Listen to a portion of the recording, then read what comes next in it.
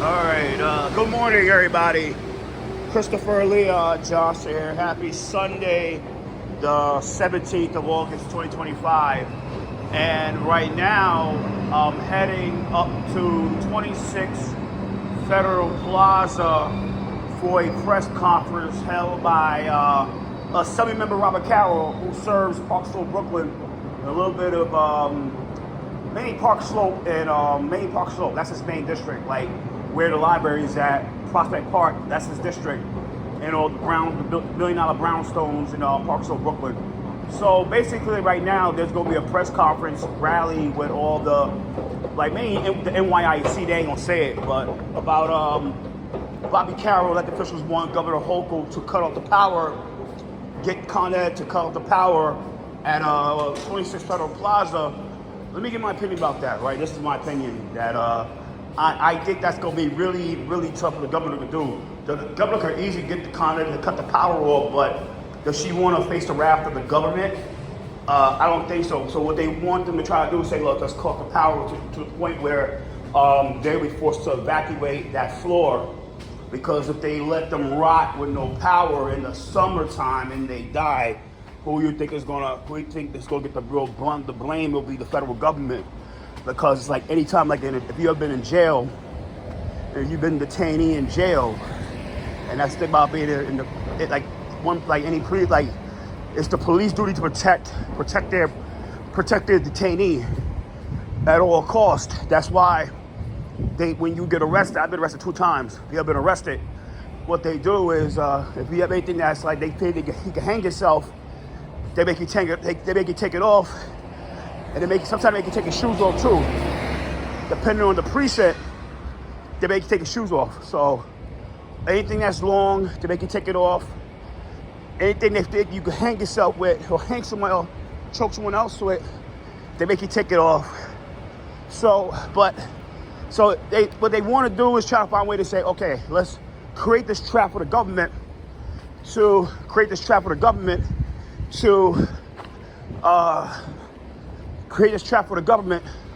so they can evacuate those detainees, so they could, or they know, put them in a position where that those detainees could be released on something in the law. Bobby Carroll's a lawyer. I think he knows what he's doing. But I'm for the migrants. I love migrants, and let's make that clear. I'm not anti-migrant. I'm against violent criminals. Let's make that clear. I'm always gonna say that. I'm against violent criminals. So 11 o'clock. It's 11:03 right now. I think they're probably gonna do a Foley Square, because of the thing is that it's a public street, right? But depends on whatever happens. It's like they might just do it at Foley Square, because it's supposed to start at 11 o'clock on a Sunday. Justin Brannan, a council member of the 47th district, which covers here and covers Bay Ridge and Coney Island, a little bit of Seagate. I think he lost Seagate. I don't know. I think Seagate is now David Carr. He's gonna be out here too. So like I said today, this was about today. And another thing I want to make clear that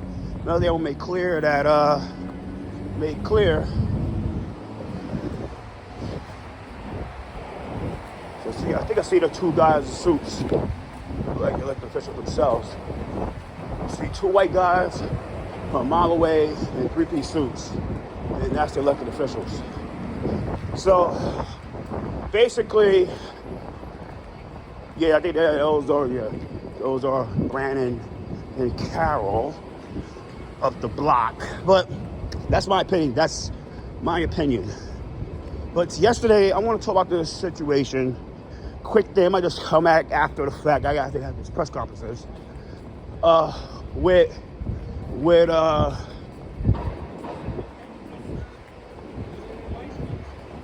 this shooting that happened yesterday. So it's a sad situation of what happened yesterday with the shooting. And what happened with the shooting was it's something where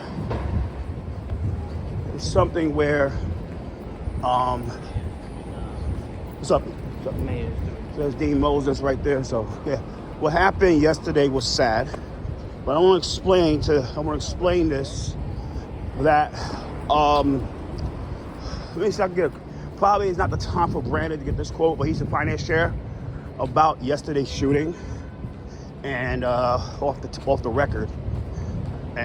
But the thing is that about the shooting, but is that with lounges, there's a lot of things that need to be regulated with the city council where there should be a real capacity law. There should be we have the right to be selective law. There's a lot of things that if I had it my way, there should be happening more. But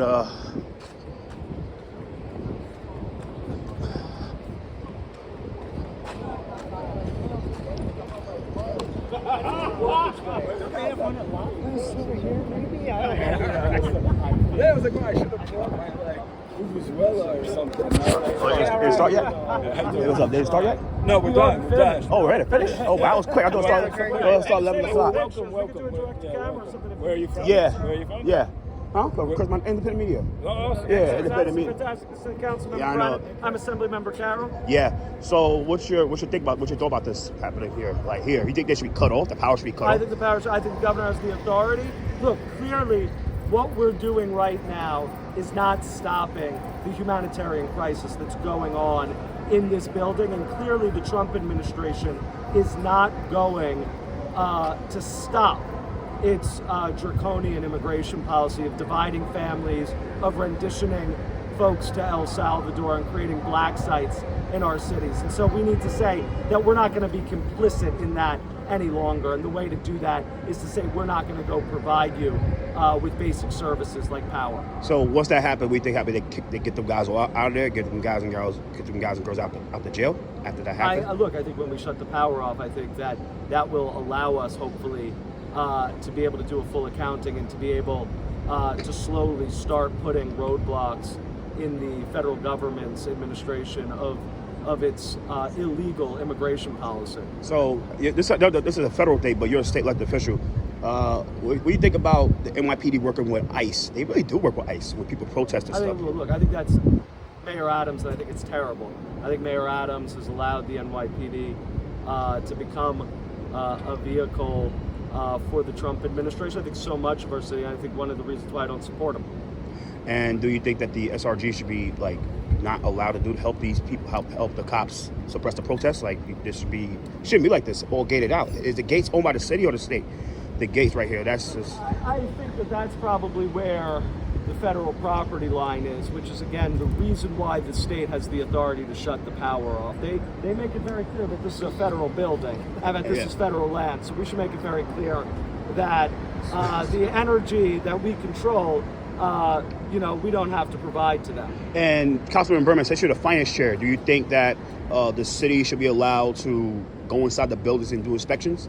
They should do this, change the land code. Then what do they have to hide, right? The reason why they don't want us in there is because they've got something to hide. And have you been in there? Never been in. Have you been in there? It's scary and it's on purpose. It's like psyops where you've got guys wearing masks and unidentified. You don't know what agency they're from. It's horrific. Should they be banned from wearing masks? That should be the idea. In both of the city. Show your face. Show your face. Yeah. And another thing is that do you think that the ICE is being real aggressive, how they handle what's going on in here is like Kafka. I mean, what they're doing to people is insane.